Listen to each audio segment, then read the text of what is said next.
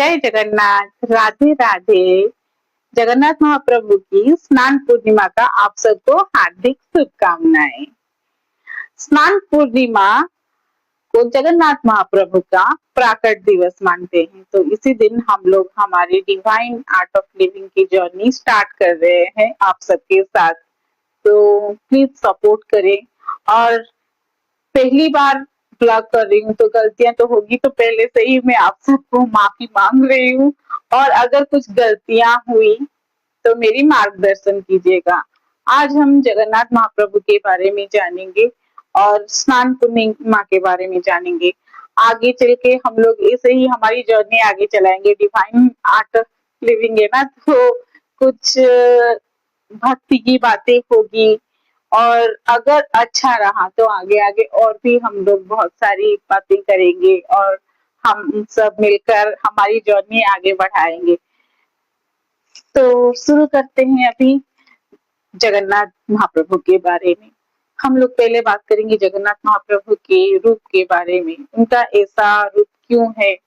कोई कोई सोचता है कि ये तो अधूरे दिखते हैं, उनके इतने बड़े बड़े आंखें हैं, उनके हाथ नहीं है, उनके हाथ तो ऐसे है ना, तो सब बोलते हैं उनका हाथ नहीं। ये कैसे महाप्रभु हैं जिनके हाथ नहीं है?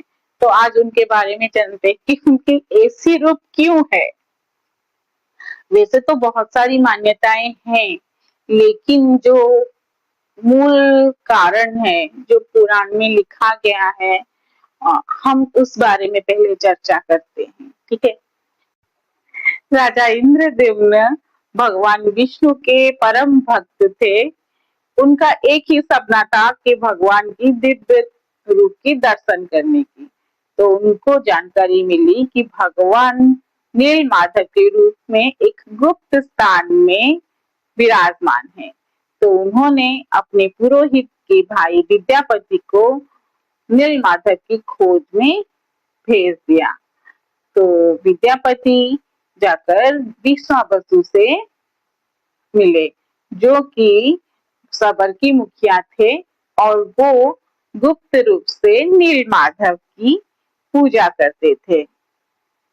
जब उन्होंने अपनी नील माधव की दर्शन की इच्छा प्रकट की, तो ये विश्वावसु उनके विद्यापति के आंखों में पट्टी बांधकर उनको नील माधव मंदिर में ले गए।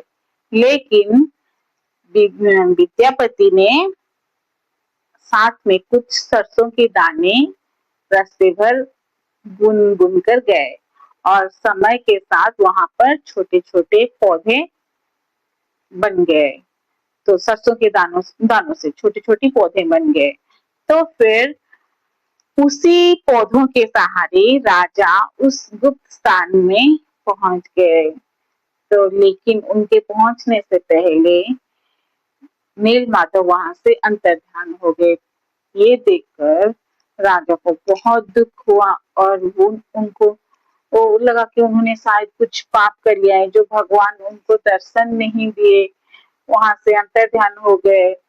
लेकिन उनकी भक्ति बहुत थी, तो उनकी भक्ति में भगवान भक्ति देखकर वहां पे उनके सामने प्रकट हुए और उनको कहा कि मेरा एक दिव्य दारू समुद्र तट पर आएगा, तुम उसी से मेरा नए स्वरूप का निर्माण करना।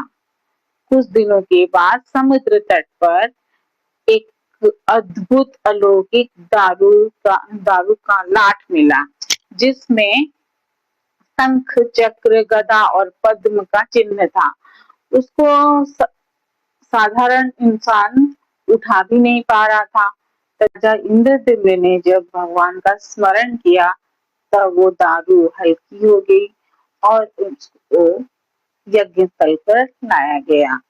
फिर राजा को एक चिंता हुई कि दारू तो मिल गए, लेकिन उसमें विग्रह कौन निर्माण करेंगे? ऐसा कौन है जो भगवान का स्वरूप का निर्माण कर सके? फिर विश्वकर्मा, जो कि देवताओं के आर्किटेक्ट बोला जाता है, वो आए और उन्होंने एक वृद्ध बढ़ाई के रूप में आकर राजा को बोले कि मैं 21 दिन में मूर्तियों का निर्माण करूंगा, लेकिन मेरा एक शर्त है। अब शर्त क्या थी? शर्त ये थी कि जब तक मंदिर में मूर्ति का निर्माण काम चल रहा है तब तक दरवाजा बंद रहेगा, कोई भी दरवाजा नहीं खोलेगा। अगर कोई दरवाजा खोल देता है तो वो मूर्ति अधूरी रहेगी और वो चले जाएंगे।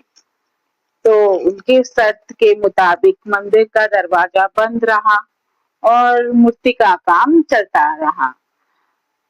कुछ दिन तक आवाज आती रही मंदिर के द्वार में, मूर्तियों के बनने की आवाज आती रही। रानी गुंडीचा देवी और राजा इंद्रद्युम्न बाहर बैठे भगवान के नाम कीर्तन करते रहे और वहीं पर उनकी आवाज को सुनते रहे कि काम हो रहा है, कैसे हो रहा है, सब कुछ सुनते रहे। कुछ दिनों में अचानक मंदिर की अंदर से आवाज आना बंद हो गया। तभी गुंडीचा देवी को चिंता होने लगी कि अंदर जो वृद्ध बढ़ाई था उसको कुछ हो तो नहीं गया, वो जिंदा तो है।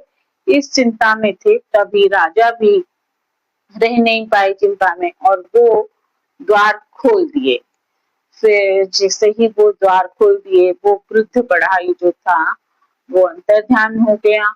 भगवान की मूर्ति अधूरी रह गई, उनके हाथ पैर सब अधूरे थे।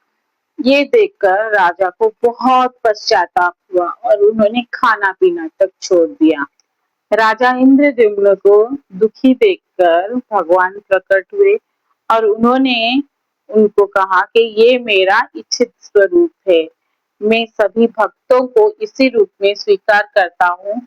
ये रूप मेरा ये बताता है कि भक्तों को मैं हर रंग रूप जाति वर्ण और सुंदरता से परे मैं केवल भक्तों की भक्ति से ही प्रसन्न होता हूँ। तभी और तुम मेरा इसी रूप में प्रतिष्ठा आरंभ करो।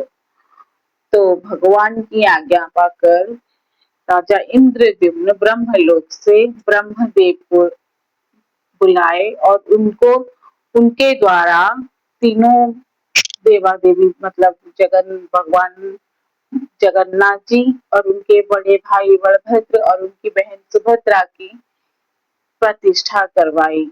उससे पहले उनका महाभिषेक किया गया, जो कि 108